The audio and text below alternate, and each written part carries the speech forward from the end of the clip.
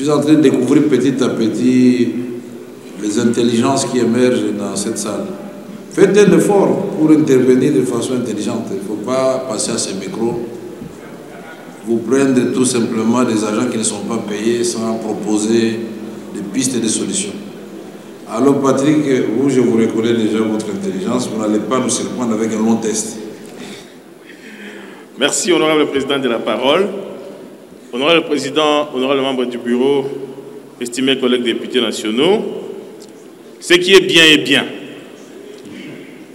Et les travails, les projets soumis par son Excellence, Monsieur le Vice-Premier ministre, ministre de la fonction publique, c'est un travail qui est bien fait.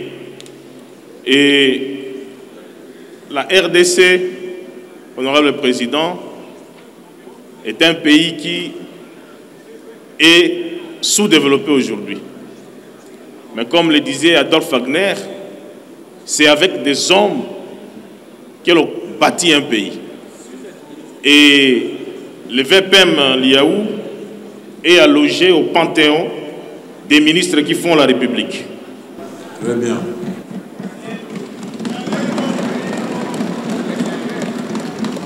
Je voudrais à ce sujet remercier le chef de l'État, Félix Antoine Tshisekedi Tshilombo, qui fait honneur à l'élite congolaise en jetant les dévolus sur ce genre de profil.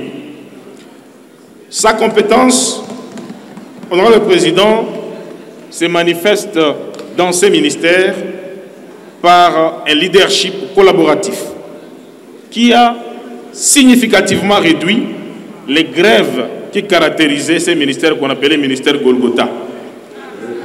La modernisation progressive de l'écosystème de l'administration publique à travers des initiatives courageuses logées dans une feuille de route élaborée selon les règles de l'art permet à ces ministères d'avancer. Tout de même, Serge Christophe Colm disait tout ce qui est fondamental est microéconomique, tout ce qui est important est macroéconomique. Qui a dit ça? Serge Christophe Colm. Je voudrais poser une question au VPM. Excellence, vous avez opté pour le régime par capitalisation. Comme nous le savons, ce régime correspond à un environnement macroéconomique qui comporte notamment un marché financier, un marché boursier dynamique. Pensez-vous que notre environnement est compatible avec les choix que vous avez opérés? J'ai une deuxième question, Excellence. Nous aimons le fait que de plus en plus, on peut compter sur la technicité, sur l'expertise, à travers la contractualisation d'autres personnes qui n'ont pas évolué dans l'administration.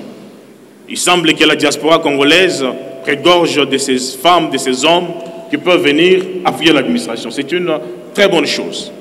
Mais se pose une question, Excellence, honorable député. Quand j'étais PA en 2015, j'avais... Professeur associé. J'avais 2000 $. Aujourd'hui, je suis professeur full. J'ai 1300 $ de traitement. Il se pose donc la question, donc j'ai un grade en plus, une ancienneté, mais j'ai un traitement de moins.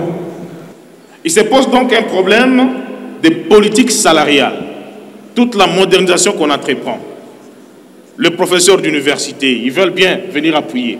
Tous ces grands magistrats qui travaillent, le médecin, on sent que leur traitement n'échappe pas à l'érosion du pouvoir d'achat. Pensez-vous que cette modernisation va également intégrer la politique salariale? Honorables députés, chers collègues, je vous remercie.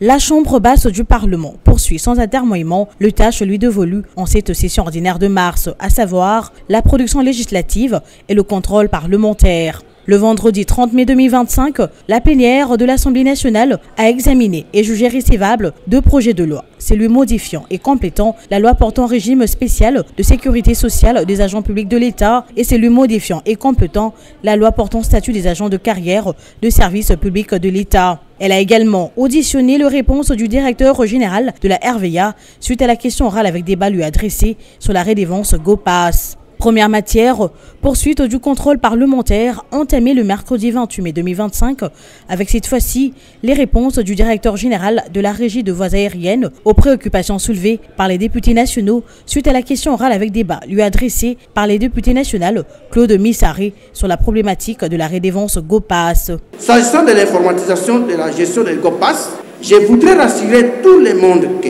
la digitalisation du GoPass est l'une des actions prioritaires du nouveau comité de gestion de la RVA. Concluant sa question orale avec débat qui a aidé à mettre en lumière des révélations inédites du fonctionnement de la RVA, Claude Missaré se dit pas convaincu par les réponses du directeur général Ngoma Mbaki, car durant plus de 15 ans, la population congolaise a été escroquée. À cet effet, en respect à l'article 210 du règlement intérieur de cette chambre, l'auteur demande la mise en place d'une commission d'enquête afin de tirer au clair les zones d'ombre entourant la gestion de la rédévance GoPass. Le DG de la RVA n'a pas été convaincant. Pendant 15 ans, honorable président, aucun aéroport construit, aucun aéroport honnêtement réhabilité, aucun aéroport certifié sur le plan international, alors que la redevance fait entrer des millions et des millions de dollars. Monsieur le DG, quelle est votre impression?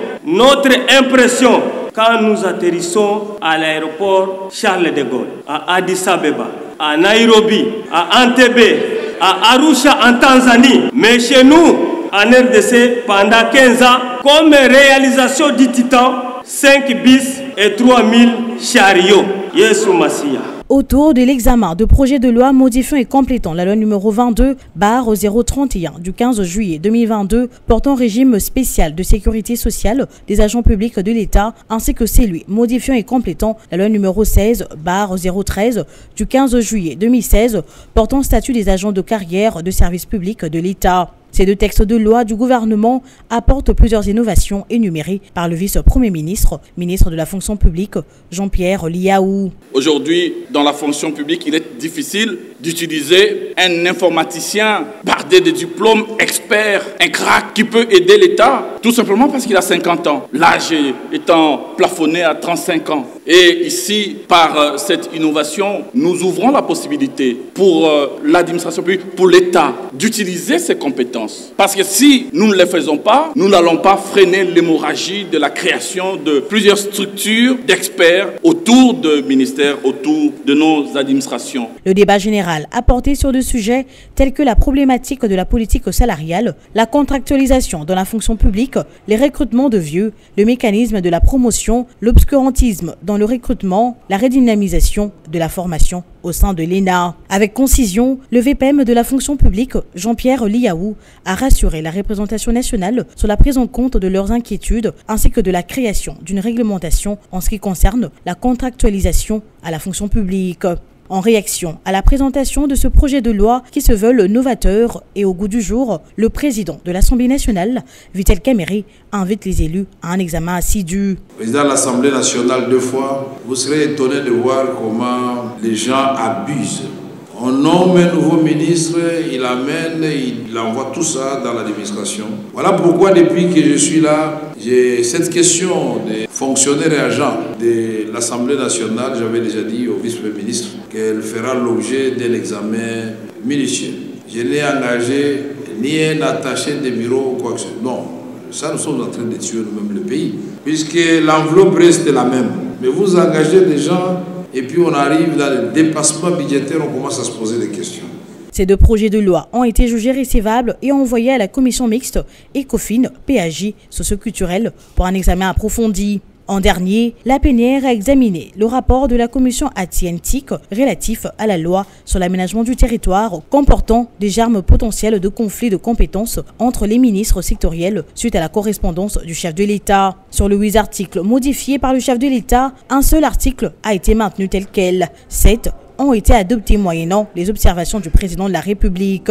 Ces projets de loi amendés ont été adoptés par la majorité des élus nationaux. Signalons qu'au cours de cette même plénière, un autre réquisitoire du procureur général près la Cour de cassation était lu par le rapporteur de l'Assemblée nationale demandant l'autorisation d'instruction à charge du ministre d'État, Constant Mutamba, pour outrage au corps constitué. Nous sommes en territoire d'Irumu, au milieu de la chaîne des montagnes Mont-Bleu. Ici, deux gigantesques usines sortent des terres. Il s'agit de l'usine des productions enrobées de l'entreprise Good News Africa et celle des concassages de la société Congo Éveil Patriotique. Ces deux entreprises, partenaires de jeunes Ituriens, adhèrent totalement à la vision du chef de l'État pour la révolution industrielle dans cette partie du pays. Nous avons d'abord l'usine des concassages. Une usine de capacité de 200 à 300 tonnes par heure. Et pour l'enrober, là aussi, cette usine a une capacité de 180 tonnes par heure. Les sociétés Good News Africa et Congo Éveil Logistique remercient à leur tour l'administration militaire pour l'accompagnement du dit projet. Excellence, nous vous remercions pour l'accompagnement. Vos engagements ont été essentiels pour sa réussite. Les efforts de collaboration entre Congo Éveil Logistique SAR et Good News Africa SARLI ont conduit à l'implantation de ces deux usines qui viennent répondre aux besoins réels de la population de la province de l'Ituri par la production des matériaux de construction serviront pour la construction des immeubles, l'asphaltage, la réhabilitation et l'innovation des infrastructures de base à travers la province. C'est avec une fierté patriotique que le lieutenant-général Luboya Kashamadjouni a inauguré ces usines, preuve marquante d'un tournant décisif dans la restauration de l'autorité de l'État dans cette province qu'il avait trouvée dans un état chaotique en 2021. Des jeunes Ituriens qui se mettent ensemble pour construire les deux usines que vous voyez. Pourquoi ils l'ont fait? Parce qu'ils ont confiance. Non seulement ils prennent un risque, mais aussi ils ont confiance au gouvernement.